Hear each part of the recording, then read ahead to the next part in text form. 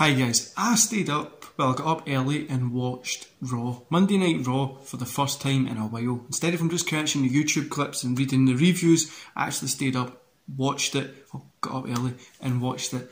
I tell you the reason why I did it right after the intro, but before we do guys, don't forget to hit like, subscribe and that beautiful notification bell. All your support honestly helps me grow this channel and it's always fun to be able to make these videos and have a good rant, which there is going to be plenty of today. While I'm there, I'm going to put in the comments, I'm going to put my TikTok, Instagram, and I might just put a link to everything.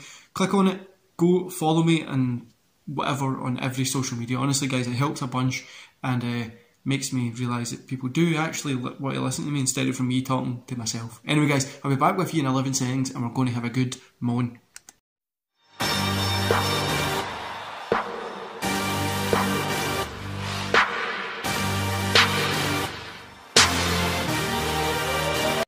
Right, the reason I've been asking this myself, why the fuck I've done this today, is the Bump Boys. They said that I was not to stay up, but they says that Raw was getting good. I was like, you know what? If they say Raw's getting good, I'm going to stay up. I'm going to get a watch. It'll be good. I was on their podcast and I was like, if they say it's getting good, I'll stay up and I'll get a watch. So I stayed up. And it was fucking shite. Utter waste of my fucking 3 hours of my life. I would have rather, I don't know, I would have rather went for a run this morning, which I missed out on, than do this. It was so fucking shite. Right, so the matches we had, Bobby Lashley almost in a steel cage. I don't know how this is, and I hope to God this isn't going to be one of the Hell in a Cell matches that we've got. This will be terrible. But I'm not going to talk about Sasha Banks and Naomi towards the end of the video, guys, so don't think I'm ignoring it just yet, but we will get to that as well. Veer versus Mustafa Ali. I feel sorry for Mustafa here. He's clearly getting punished for calling WWE for being fucking shite. He got the L here. Bobby Lashley beat almost, by the way. We got Riddle versus Jimmy Uso. Riddle gets the win here. AJ Styles and Finn Balor. You know what, who cared? And then fucking, what's her name? Liv came out, done the Wolfpack thing, and that was awkward. Because obviously we're going to set that up between those three against the Edge, Damian Priest and Rhea Ripley. Alexa Bliss versus Sonya Deville. Ezekiel versus Chad Gable. Asuka versus Becky Lynch. Guys, this was shit. Honestly, nothing really happened in this. Nothing really changed. And this is the other thing as well, is obviously the rumour's going to run that Roman's not going to be on the big pay-per-view of Hell in a Cell. No big pay-per-view, but he's not going to be on that. And it's leaving the pay-per-view feeling direction. Like, there's no direction to it. And it really leaving... Well, Raw's never really had the direction, but it feels like there's no direction to where we're going here with any of this stuff that's happening. Now, let's get into the reasons why we're here. Sasha Banks and Naomi apparently walked out. If this is a work or if it's no. If it's a work, this is a shit way to do this work, but it's a good way to get social media hyped up and listening. How are they going to move it forward? Maybe it's a work, but I don't really think this storyline is going to play out well, especially with WWE. They don't really handle this very well. But if it's no work, these two walking out, you know, I think there's wrongs and rights on both sides, right? You shouldn't walk out, especially on a show like that you're meant to main event and you're in that position. But when would you do it? Do you know what I mean? Do you walk out the next day when they've already used you? Because nothing's going to change, you know, especially somebody like Sasha Banks. You know, you could have Sasha Banks and Naomi competing against each other and do a little feud like that instead of from the tag team stuff that they're doing at the minute. But even the tag team stuff, we all know the belts are a fucking joke. So I wouldn't be surprised if they've just walked out like, fuck this man, I'm not sitting here. Similar in vein to Stone Cold Steve Austin, but then again, I'm not comparing Sasha Banks to Stone Cold. But this also is feeling very CM Punkish. I'm going to walk out because I'm not getting what I want.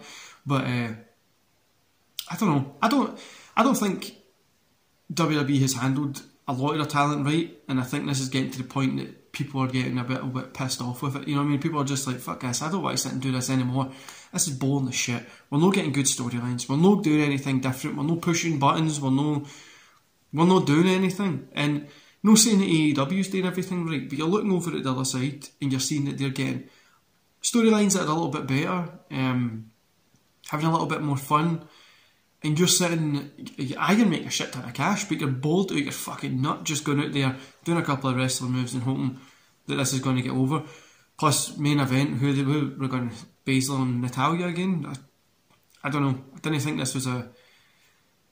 I really think it's... If it's not a storyline,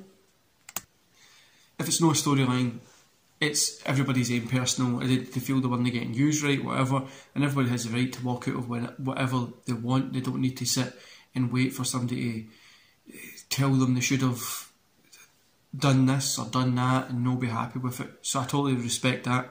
On WWE's point of view, only thing I can think of, they've let the talent down. If they made the talent feel that they can't come and speak to them, that there's nowhere to keep going forward, keep promising them and never delivering, they've let them down. It's their responsibility to keep them happy. But aye, is Sasha Banks going to get the Mustafa Ali treatment? I don't think so, but we'll see what happens. Also, the show wasn't the worst Raw. We've been worse. I would probably say the good thing is it's no completely terrible. There was some good saving moments in it. It's not completely terrible, which is an important milestone for Raw to hit, not to have a completely terrible show.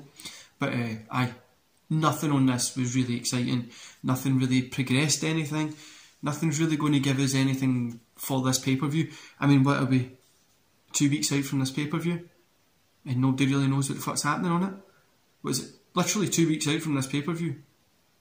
Nothing's really happening on it. So what are we going to be doing? Like, I don't even... The card coming up for this pay-per-view isn't going to get exciting. The Hell in a Cell stuff isn't exciting. And this is the other thing as well, with this UK pay-per-view coming here. I'd really like to go see it, but what's the card going to be? Like, they've not even given us an idea. Or Drew against Roman. You know what I mean? That'll be a good match, but what are they going to give us? What else? Are we going to get a ton of filler right up till then? Is it going to wait for 2 weeks before it to book the show? I don't know. But this Raw, it wasn't... Don't go watch it, guys. Just catch the clips on YouTube. Aye. Bump Boys, your fault. I stayed and watched this. I'm blaming you guys that I stayed up for this. Their podcast that I done at the weekend was fantastic, guys. It'll be coming out soon. Keep an eye out on Twitter. Go support them. And go support all the guys that I share and stuff like that on Twitter, that I comment on their videos and stuff. They really are a fantastic community over in the wrestling community at the minute. Good group of guys, especially in the UK scene for the IWC. Go check them out. And going to love you and leave you there. And also, don't forget to show me some of that love. Hit like, subscribe and that beautiful notification bell. And I'll see you back here either at some point this weekend or this weekend. I will be talking further about Sasha Banks and Naomi once we've got a further view on the story. I'm also going to be talking about Ricky Steamboat and Ric Flair having a match in 2022. I did do a little thing on TikTok, but I will be moaning about it a little bit more. So I'll see you then, guys, and enjoy the rest of your week.